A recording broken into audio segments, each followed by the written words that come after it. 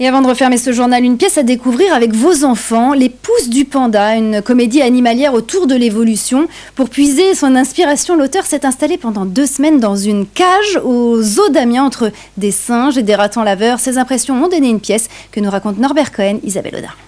L'homme, le seul organisme vivant à se poser la question de ses origines. Sur la scène, le célèbre physicien Norbert Aboudaram donne une conférence sur les origines de la vie et sur l'évolution des espèces. C'est de la matière qui pense. L'hypothèse de base de cette pièce, c'est de dire, bon voilà, il y a la matière inerte et il y a la matière vivante. Est-ce qu'il y a une différence entre l'une et l'autre?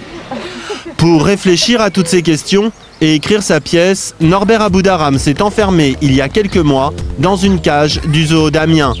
De cette expérience peu commune est née une comédie scientifique et poétique, Les Pousses du Panda. 100 millions d'années après, la vie sort de l'eau. Les premiers reptiles. Ça va.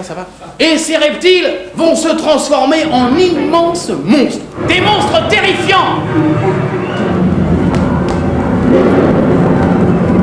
Et puis, 300 millions d'années plus tard, arrive l'homme, au sommet de la pyramide du vivant. Le scénario semble crédible, mais les savantes théories du professeur vont être toutefois contestées par un personnage inattendu. Du haut de votre pyramide, les hommes disposent des océans poubelles.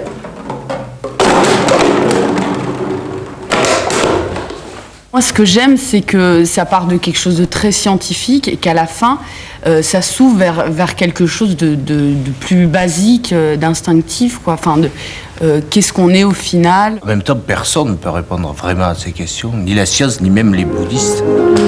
Pour réfléchir, mais surtout pour rire, Les Pousses du Panda, une vision décalée de l'histoire de nos origines.